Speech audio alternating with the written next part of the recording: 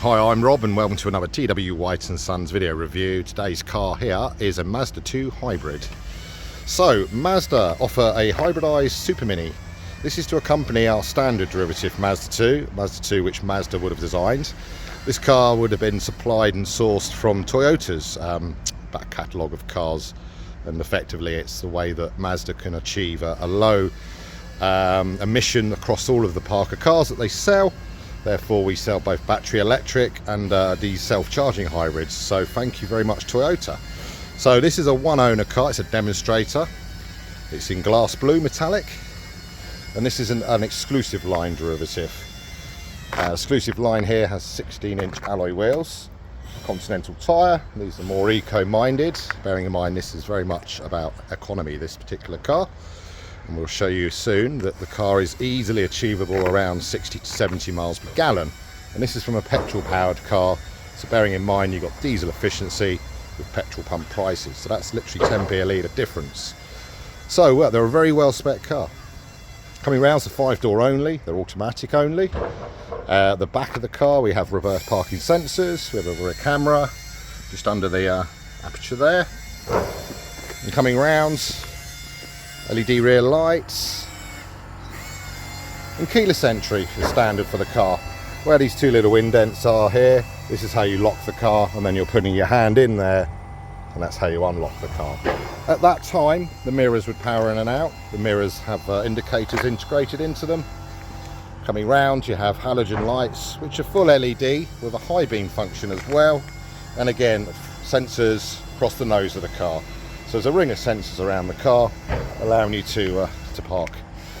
Now these sensors will also offer you up other safety related items. So using the sensors, using the cameras, this car is absolutely packed full of safety features. So there is an autonomous braking function, so if you're driving along in traffic and the car senses that you're not going to brake in a timely fashion, it will literally stand on the brakes 100%, and that will allow the car to miss the item that you should have been missing in the very first place. This also uses the same sensors as well as cameras at the very top of the windscreen here to allow the car to run its cruise control with adapted function. So this is where you can set a predefined speed and the car will monitor that and adjust its speed up or down. Up back to the original cruise speed, down could be to a complete halt. So this would be following a vehicle in traffic or braking from a motorway speeds down to a halt for say a roundabout or a slip road. So coming round, we'll come round to the back of the car and we'll jump into the boot and show you what's going on in there.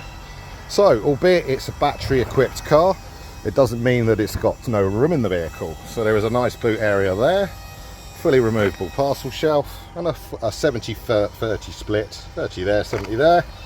Coming underneath the carpet, not unusual these days, there isn't a spare wheel provided as standard, but there certainly is a compressor box with foam, and that will allow you to get on your way hopefully. Should that not be the case, there is 3 years of Mazda European assistance provided with all Mazda cars, and as this car is only several months old, there's the thick end of that available to you, as is the warranty for 3 years as well. So let's shut that up and come round to the side of the car into the back seats, and you have room for 5. So there are 3 3-point belts. If you're carrying children's seats and you wish to equip it with the Isofix, there's 2 outside edge seats have Isofix equipped. There is standard belts as well, therefore room for 5. Mats in the car, again tailored for the Mazda 2 hybrid. All round electric windows and loads of little storage pockets, including bottle holders in the rear pockets there. Coming across, I've touched on this before, quite literally, there's an enter for getting in and out of the car by putting your hand in, and locking by using the touchpad there. Onto the door card, we have again power folding mirror function, assuming you don't want to when you're locking the car, but you may wish to when you're sitting inside actually driving the car. We have electric mirrors and windows all round. Coming down, more hidden switches. I mentioned this earlier with the headlamps, but the car's got an also high beam function. What it effectively would do is allow the car to detect oncoming other cars, road users' headlamps, or the street light furniture at night time, and dip the headlamps automatically. Coming across, we have a cloth seat here with fully adjustment for height and back forward function. The wheel itself is telescopic, so it can tilt and reach up and down. And it's multi-function, of which there are lots of functions, and we'll go through that now. Jumping in the car, we have a small TFT screen in the middle. To the left you've got a power gauge, and to the right you've got your conventional speedo and fuel. So the left side will actually tell you when you're going to be driving electrically, when you're on the engine. Effectively, when you accelerate and it broaches the green zone, it would kick off the engine by default. In eco, it's going to combine both electric and petrol power as the throttle dictates and other conditions permit. And of course, when you hit the brakes or slow down, you're going to charge the small battery back up. So it's self-charging, no need to plug it in, and that gives you the economy, of which currently reading 64.9. Now, I've seen well over 70 in this, and I rarely see below 60, so it's a very efficient little car. Mentioned this earlier, automatic lights, you've got rear fog as well, and across on the other side we have automatic wipers. The wheel is multifunction. Predominantly on this side you've got your media functions, including a voice command system. Because the vehicle is compatible fully with Android Auto and Apple CarPlay, this would actually activate the Siri system for Apple and OK Google for your Android phone. Coming across onto the right hand spoke here, we have all of your safety functions. Not all of them, but most of them. So we'll start with the top right, which is your lane departure function. This button here will cycle through the options around the adaptive cruise control. So you have a cruise function. You can also change into adaptive cruise and a conventional cruise control. They'll also give you a graphic, which I'm now just going to change quickly so it's easier to view. So you've got lane departure here, and then you'll have an adaptive cruise function just on here, which I'm just going to pop into drive so I can demonstrate that.